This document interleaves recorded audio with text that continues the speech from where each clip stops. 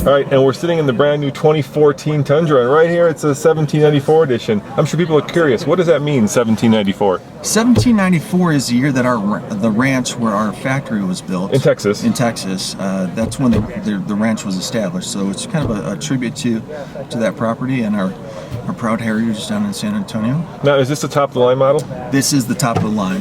This has this saddle suede or saddle brown leather interior with ultra suede inserts, wood grain trim. You can see the steering wheel is wood grain. Very nice appointments.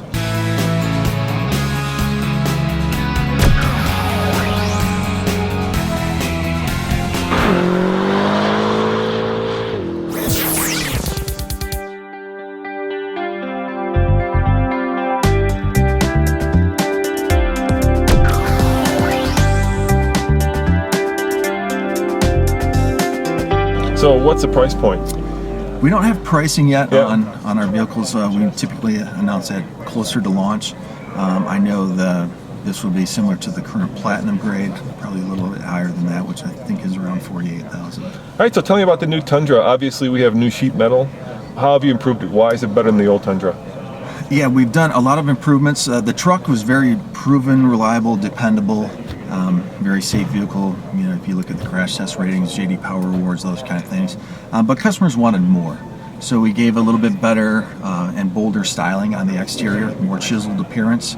And on the interior, we made some improvements to make it a little bit easier. For instance, the center stack area here, we've moved that closer to the driver so it's easier to reach. We've redesigned the gauge clusters so those gauges, speedometer, tachometer, and so forth are a little bit easier to see. Just nicer materials for the interior, you know, softer touch for the plastics, those kind of things. It still has a lot of space. One big change was in the back seat on the CrewMax, which we have here. You can see that instead of the seat folding flat, it folds up now. Give you more room? More room and easier to load cargo in.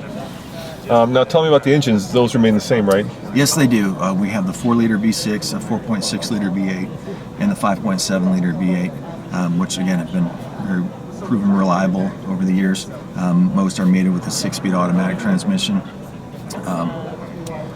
Real-world fuel economy is on par, if not better, than our competitors, based on driving them. Some consumer publications have done testing on that, and they match up very nicely. 10,000 pound towing capacity. We're the only manufacturer that has adopted the SAE J2807 towing standard across our lineup. That towing standard includes actual tests, braking tests, grade tests, and so forth. So we know the truck, if we say it'll pull 10,000 pounds, we know it can do it. Now, walk me through, do you know the Mpgs on the different engine choices? I know the ranges that. Oh, give me the range. Yeah. So our 4-liter V6 is 16 city, 20 highway. Okay. The 4.6-liter, I believe, is 14 and 18, and then our 5.7 liters, 13 and 17. All right. And what's the most popular model currently? Which is the one that most people go for?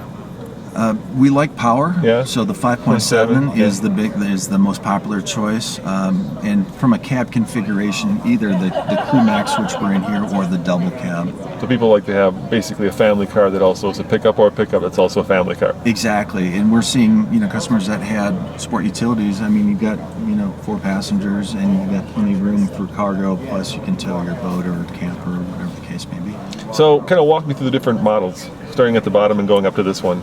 So our base model is the SR, which would be more of a base truck, work truck configuration, but it has a lot of standard equipment. It even has dual zone climate control standard. That's nice. Bluetooth is standard, backup camera is standard, and not just from a safety standpoint, but if you're backing up to hook up to a trailer, that backup camera is really nice because you don't need a second person in that case. Full complement of safety, 8 standard airbags, a lot of nice features on that truck. The next grade up is the SR5, which goes to, it gets a little more dressed up grille, a chrome surround on the grille. 18-inch alloy wheels are available. It gets satellite radio. It also gets fog lights are standard. Okay. We then go to the Limited, which goes to a 20-inch alloy wheel, leather interior. It also has navigation would become available at that point, which also includes Entune, which is our app-based system that customers can listen to audio choices or look up restaurants and so forth. And then the next level is Platinum, which is more of an urban feel. Okay. It has a really nice, it's an all-black interior. It has different stitching on the seats, kind of a cross-check pattern. And then we're in the 1794, which is our top of the line. So this is the This is the one. this is the one. This is the top of the line. You can see it's got everything. Yeah, like the French stitching on the seats, the really nice suede inserts, the Yeah, textured it's ventilated seats. very classy in here. Let me ask you this. I mean, pickups are really tough. I mean, if you're a Chevy guy or gal, you're a Chevy guy or gal. Same thing with Ford. Same thing now with Toyota.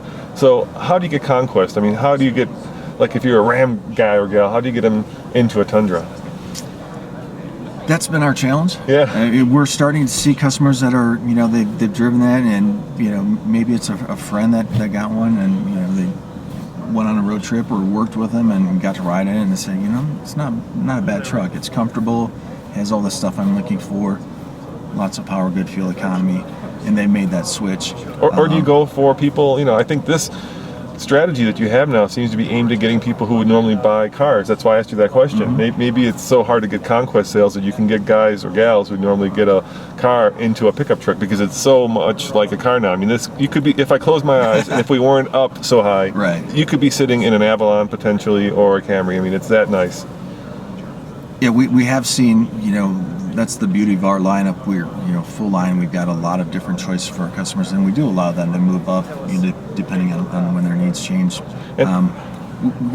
Certainly we love to see more conquest customers, but as you said, they are fiercely loyal. Two more questions. I see you have all-wheel drive on demand, or is it four-wheel drive? It is four-wheel drive. Four-wheel drive, and you just switch the little. Correct. So you have two ranges: 4 high, 4 low. 4 low. Are there locking differentials? Do you know? I don't know if we have locking differentials. I don't see I see a tow and hull mode. Yeah, tow and haul mode is going to change your shift points to give you more torque when you need it. I see parking sensors and I see traction control. Yeah, and then over here we've got the blind spot monitor, our sliding rear window, adjustable headlights. All the stuff that you would get in a premium car. Absolutely. And last question, of course, when will this be available? This goes into production in August, and we'll see them at the showrooms in September. And built in San Antonio, Texas. All Tundras, all 100% of them. All right. Thank you very much. I appreciate it. Thanks. Ron.